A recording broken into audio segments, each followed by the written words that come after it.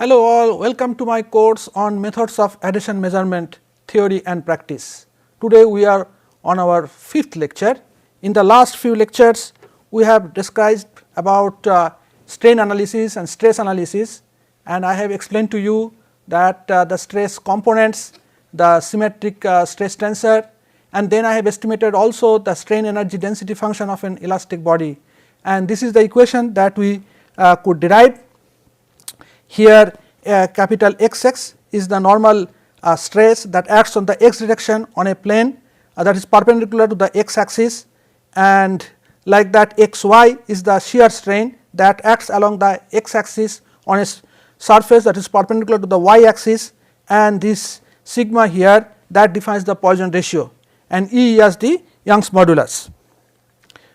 We also derived the stress equilibrium relation for an incompressible material where P is the hydrostatic pressure and U, V and W are the deformations in the x direction, y direction and z direction respectively.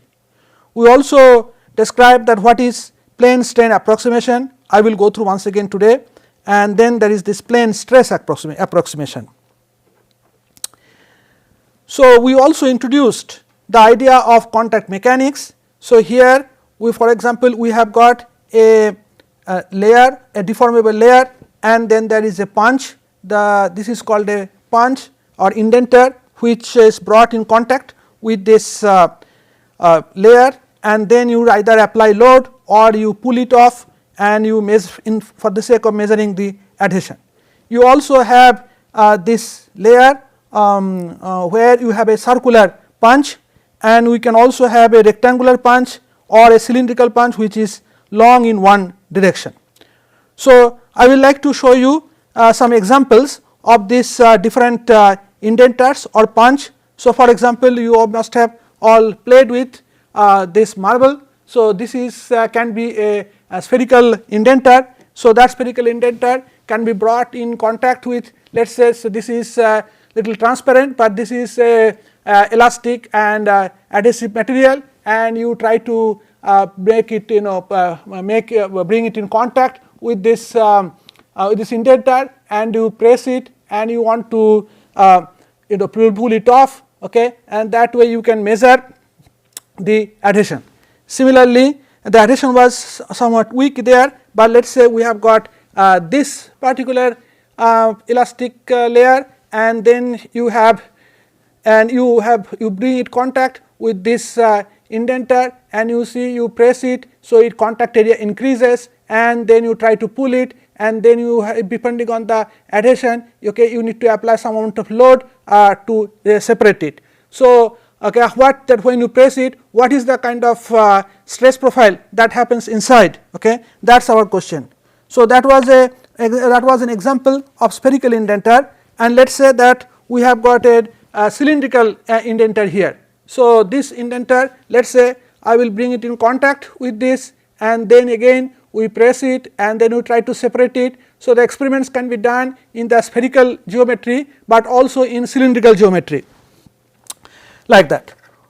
We can have, let us say, different surfaces of different type of modulus. So, let us say that on this particular surface that I had shown you little material that I had shown you little earlier. So, here this was this is little tough, the modulus is little high, but however let us say this particular material, okay, here the modulus is somewhat low. So, what is the kind of stress profile that will happen, okay, at the contact area, and how we can model that, or how we can estimate that. Again we may have a punch here which is got a flat plate, and let us say that we bring it in contact with this. So, this flat plate punch, this is different from a spherical indenter or spherical punch, or a cylindrical indenter or a cylindrical punch. So, what is the kind of stress profile that will be there at the contact area at these different conditions? That is the question that we will like to address now. So, this is today's topic. We will like to ask this kind of questions. What is the normal and shear load along a line? So, we will like to go through these topics. So, normal and shear load along a line on an elastic half space. stress and deformation profile at the bulk and the surface of the elastic half space, and then the plane strain approximation. Okay, we will in the plane strain approximation we will analyze these situations and distributed and normal shear load and deformation at the surface. I will quickly go through, I will go through all these topics. So, loading on an elastic half space. So, what is an elastic half space? So, as I was showing it to you, so in that case, so suppose this is the material in which let us say this thickness coordinate is quite large. Okay, this is somewhat limited here, maybe a centimeter or so, but actually it can be quite large, where large means this large with respect to the contact area that forms. So, suppose I bring an indenter in contact and press it, so the contact area says about 1 millimeter and this thickness is about let us say centimeter or larger, right. Then this length is quite large with respect to the contact diameter. So, that therefore, this is an elastic half space and we can show something like this. So, let us say that this is the material and let us say that this is the x axis and this is the z axis. So, in the z axis, okay, this goes to infinity, okay, very large actually, and so this particular material is bound by this particular plane, that is z is equal to 0 here, and other direction is go to z to infinity, and it is large in this direction, okay, like that. So, therefore, it is an elastic material. So, therefore, it is called an elastic half space. And so, now we can think about that when you bring an indenter in contact with it, this indenter applies both this kind of load which is normal to on the surface and also this load Q which is at the shear on the surface. So, it shears on the surface, and here this particular material looks something like this. So, let us say that this is long in the y direction. So, this is the x direction here and this is the z direction here, and along the y direction this is quite large. So, what it means is that this load P of x, P as a function of x, okay, that remains uniform along the y axis. So, everywhere that is the P of x and like that. So, I had explained in the last class the plane strain approximation. So, I had told that in the plane strain approximation we deal with this particular body which is infinite along the y direction, therefore, the strains, okay, do not develop in this direction. So, Eyy is equal to Exy is equal to Ezy, right, that is equal to 0.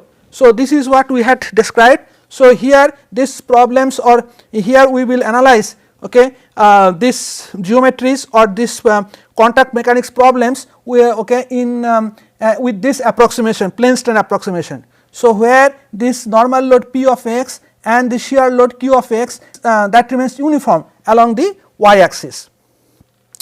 And what we are interested in is that when we apply some load on the surface, okay, of this elastic half space, so what is the kind of stresses that develop inside a point, let us say x z, okay, that is what we are interested in.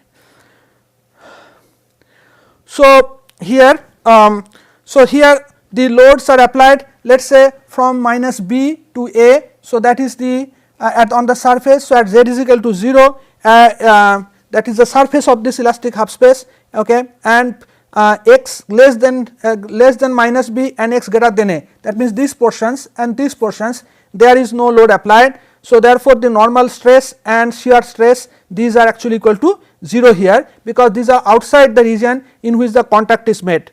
However, between this minus b to a, that means in this region, that is z normal stress on this surface is minus px, and we know what is the why there is the negative sign, because the stress is opposite to the pressure. So, here we have applied the compressive load on this particular surface, and the stress always acts and from the out of the surface. So, therefore, this negative sign is there, and xz is equal to qx, because here the qx acts along the x direction and on a plane that is perpendicular to the z axis. So, that is why this is xz is equal to qs. So, this is the boundary condition for the problem.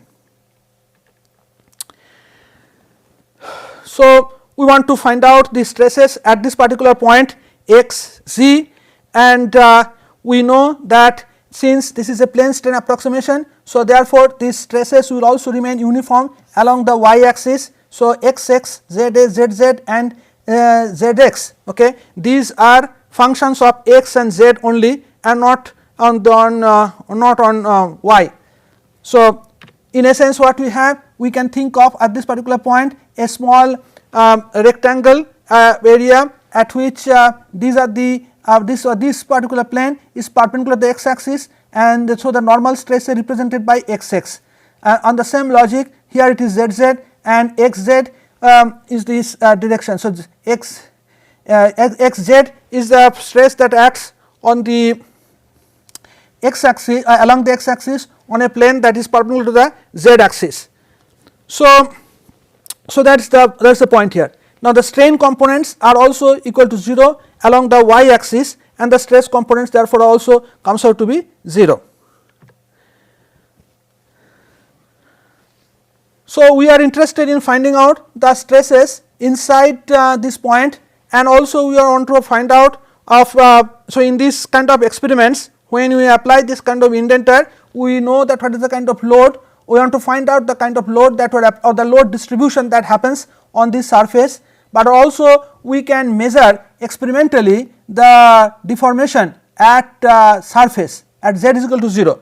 So, we are also interested in finding out the ux and the vx, and we are interested we can verify experimentally these displacements or deformations u and v. So, u is the deformation along the x axis and v is the deformation along the z axis, okay, at the surface of this elastic half space, that is z is equal to 0. So, this is what we are interested in finding out. So, how do you find out this all this? Now, we have to apply this stress equilibrium relation, okay, that we have derived in one of the previous lectures, and here as you know that this xx, xy, xz, these are the surface stresses, and this a, x, y and z, these are the body forces, and we know that in our problem or the problem that we are dealing with, we have applied we have not applied any body force, we have applied only the traction on the surface. So, these terms are equal to 0. So, these terms are actually equal to 0. So, we are also having the stress equilibrium relation. So, therefore, the right hand side are also 0 and we are solving this problem in the plane strain approximation. So, therefore, we do not have this y components as well. So, therefore, our stress equilibrium relation boils down to these two equations. So, now how do you solve this problem? So, we will essentially solve this problem by using the principle of superposition. So, what it means is that first we will consider, let us say, the normal load Px, okay, and we will try to solve the problem and try to see that what is the kind of stresses which develop at this particular point, and then we will see that we will extend those analysis, okay, for this shear stress, that is Qx, the shear load, that is Qx. So, once we do that, then we will add up by the results for this Px and the Qx. Now, when you find out the distributed load for P of x, so P of x is load per unit length. Per unit length means length along the y axis. So, this is the load per unit length along the y axis, remember that. And so, in order to solve that problem for this distributed normal load, we will first go to a line load, okay. So, the line load means that we have got this, let us say, is load is being applied at a single point P, a single point at x is equal to 0, z is equal to 0, okay. So, let us say this is x is equal to 0 and z is equal to 0. At this point we have this load, normal load that is applied, and that is actually applied along the y axis, along the y, so uniform along the y axis. So, P here actually is load per unit length. So, I should say here this is actually length square, okay, this is area, basically it should be area. So, now this particular load that is being applied along the on the y axis. So, this is, that is why it is called the line load, and this is uniform along y.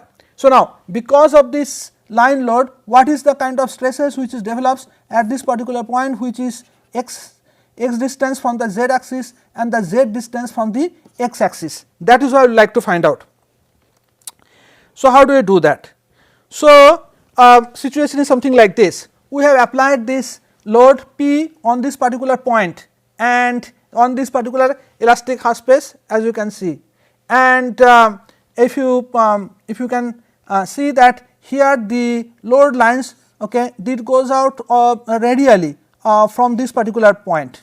Okay. So, what it means is that we can actually solve this problem better, okay, in the r theta coordinate rather than on this x z coordinate, because that simplifies the problem in the sense that instead of having this rectangle over here in this x z coordinate, we can think of the rectangle over here, okay, where this is the theta direction and this is the r direction, and this is a rectangle at this particular point r theta. So, theta is defined anticlockwise from the z direction. So, sin theta here, therefore, I will write it as sin theta, I write it as x by square root of, let us say, x square plus z square, and let us say cos theta, we will write it as z divided by square root of x square plus z square, okay, and r will be square root of x square plus z square. Okay. That is the way we will be able to define it, and then we can actually write the expression of stress versus strain. So, this comes from the Hooke's law that we have talked about in the previous lecture. So, we have defined the Hooke's law for stresses and strains in the rectangular coordinate xyz coordinate system, but we can also do it in the r theta coordinate, and this is the way these relations can be written. And these relations can be written in terms of the strain, can be written in terms of this stresses r r, and or the theta theta and e theta theta can, and also it can be written in the stresses also can be written in terms of the strains. So, here to point out that this r r, okay, r r defines the stress that acts on this particular surface, that is perpendicular to the r axis, and here capital theta theta, this is the normal stress that acts, okay, on this particular surface that is perpendicular to the theta axis, and then we have got a theta r, okay, which is the stress, shear stress that acts on this particular surface that is perpendicular to the r axis, and in a direction along the theta. So, so that is the way. Now, here it comes out to be something like this. So, here as you can see that this theta, okay, varies from minus pi by 2 to plus pi by 2. So, here it is theta is minus pi by 2, here theta is pi by 2, okay, and theta direction, as you can see in this particular point, theta is directed in this direction, and at this point theta is directed in this direction. So, when you define u and v, let us say u is along the r axis and the v is along the theta axis. So, at this particular point, okay, u, positive u will be along this direction, and positive u will be in this direction, because both these points r is, okay, away from it, and theta v at this particular point, it is actually positive in this direction, and here v is actually in this direction, because that is the positive direction, theta is defined like that. So, we have to keep in mind these facts. So, since we solve the problem, so we will first solve the problem, okay, u v, thinking that u and v are function of r and theta, okay. Later on u will v, okay, we will represent it as x and z, like that. So, this transition will be there, and I will guide you through that. So, when you think about this radial r theta directions, and we think about this, that the force applies on this normal load, and so it is the forces are distributed radially. So, what it means that we can think, we can consider, and we can also show that in the theta direction there is no force, therefore, because this is radial. So, in the theta direction, so that means theta theta and theta r can be thought of as 0. Furthermore, the effect of this load that actually should decrease radially. So, in the sense that r r therefore should vary 1 upon r or 1 upon r square, 1 upon r cube, like that. So, it should decrease, okay, with radially, and so therefore, this inverse relation can be thought about. Okay. So, as you can see here that this is at any theta, okay, therefore, that r r should vary as 1 upon r. Now, this r r should be maximum at theta is equal to 0, okay, because these points, all these points along the z axis over here, that lies just below the point of application of the load, okay. So, what it means at theta is equal to 0, this r r should be maximum, and so therefore, we can think that r r can be a function of cos, and so it is cos theta like that. So, these solutions can be thought about intuitively in this manner. So, we can think of that r r will be of this form of r r is equal to a cos theta by r. Yeah, and so basically this. So, this also this particular form r r being a cos theta by r, that also satisfies this condition that at theta is equal to 0 and pi by 2, okay, this r r, there is the force should be r r should be equal to 0 because this is on the surface, okay. The r r should not have any effect on the r direction, there should not be any stress at this particular points because these are at the surface. So, we can write r r as a cos theta by r, and now we can also obtain this particular constant and a, and that is not very difficult to obtain, because what we need to do, think that this r r, okay, what is the z component of this particular r. So, if you see that the z component of r r will be r r cos theta, okay. So, we can add up all those terms and then equate it to load p. So, what it means is that we can write it as r r cos theta, and that is being acted on for throughout to the. So, it is r r d theta, r d theta will be the area, okay, and we can integrate it from minus pi by 2 to plus pi by 2, and so this should be equal to minus of p because r r is the stress and p is the hydrostatic pressure. So, there should be the negative relation like that, and so if you write it, if you integrate it, so it will be minus pi by 2 to plus pi by 2 here, and this is a and cos square theta, a cos square theta by r, and this is r d theta. So, we can calculate the whole thing, and finally, it can be shown that this a will come out as 2 p by a minus a will come out as minus of 2 p by pi. So, that is the way one can actually find out this particular constant, this a. So, r r will come out to be minus 2 p pi by cos theta by r, and now you can substitute over here. So, it will be equal to minus 2 p by pi, and this is cos theta, this is sin square theta by r, and cos theta and sin theta expressions I already derived, and so we can further write it in terms of x and z, and so therefore, it will come out to be something like this, that x is the stress at that particular point, it will come out to be minus 2 p by pi x square z by x square plus z square whole square. So, this is because of this is coming out to be r square over here, okay. So, yeah, so p r minus 2 p, yeah. So, this is r sin square theta. So, r sin square theta has got a r there. So, therefore, it is coming out to be sin square r square here. So, it is x square plus z square whole square.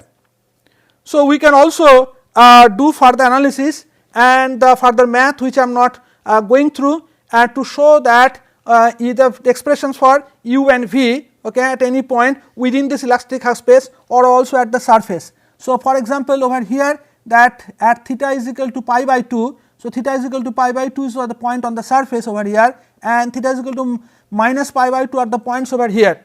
So, this u is the, as I said, u should be positive, okay, along positive, and so you should have a direction along r here, and you should have a direction along r here.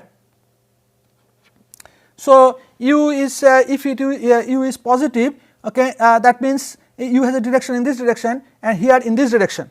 Now, what happens is that when you apply the p load over here, and if it is not completely incompressible, there is a finite deformation, horizontal deformation, then you can think of that the material from here is pulled towards the center, okay. So, when we apply the load over here, you can think that when this part goes down, so this material is pulled this side. So, u is actually has the displacement, okay, towards the center, and the r is opposite to the center. So, therefore, this negative sign comes. And here again, in the same way that when you apply the load over here, these points are expected to move, the material is expected to move in this direction, okay, not in this direction. So, therefore, again the negative sign over here. So, that is the way we can write. So, when we convert this u from being displacement along r to displacement along x, so we have to adjust the signs accordingly. So, as far as the v is concerned, so I have already said the direction of theta. So, as far as v is concerned, so the v when you apply the load over here, okay, so the v will come out to be something like this. So, the when you apply the load, so the materials will let us say deform something like this. So, what it means that the v should be will come out to be positive in this direction, and here also the v will come out to be positive in this direction.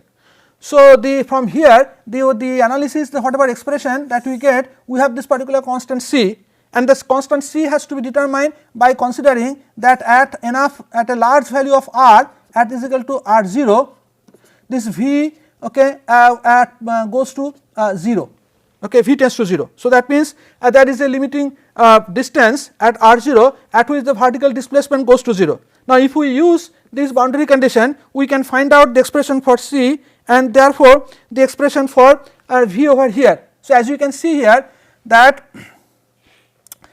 v yeah, so basically v pi by 2, okay, it comes out to be something like this, and v at minus pi by 2, okay, will be something like. So, both the equations or deformations can be combined into this particular form. So, here for example, that it is r0, it should be r0 by r, no, it should be r by r, yeah, r0 by r, that is fine, I guess, r0 by r, no, actually I think should be r by r0, I made a mistake, I think this should be r by r0. So, this term will be negative, and so this will be positive. So, that makes sense, because this is v should be actually positive in this direction over here, and here again the same way this should be r0 by r, it should be here it should be r0 by r, that is fine, here it is fine r0 by r, because here it is positive, and so here also it will come out to be positive over here. So, this equation should be r by r0, this by r0. So, we can take a small problem over here to explain these ideas. Two concentrated line loads, okay, let us say it is something like this, this is here each of magnitude 5 Newton per meter, and let us say this is minus 1 0 and then this is plus 1 0 on the elastic half space, and compute all the stress components at here at this particular point. So, this is where we need to find out the stresses. So, we can apply these relations, and we can easily get that yeah, something like this. So, basically point 3 is at so point 3, okay, this is at with respect to point 1. So, with respect to this particular point, the coordinate of point 3 is 1 1, and with respect to this point the coordinate of point 3 is minus 1 1, okay. So, we have to, when we apply this relations for point 1 and point 2, we have to use the value of coordinates x and z accordingly, and that will lead to, let us say x x is equal to minus 2 p 1 p. So, with respect to point 1, okay, x n x1 is equal to 1 and z is equal to 1, and so therefore, we are writing here 1 1 like that, and with respect to point 2, okay, x is equal to minus 1. So, it is minus 1 here. So, like that if we do, we will be able to find out what is the x x over here, and x x comes out to be minus 5 by pi Newton per meter square. Then we can similarly, okay, we can find out the z z and the x z, and it looks like there is no shear component over here, because these are symmetric loads and at this point equal distance from both the load. We can also find out the strain energy at this particular point by using this particular expression, and over here we already have these relations x x z z and all that, and we can substitute here all the expressions with nu is equal to 0.45, and we can correct that. Thank you for your kind attention.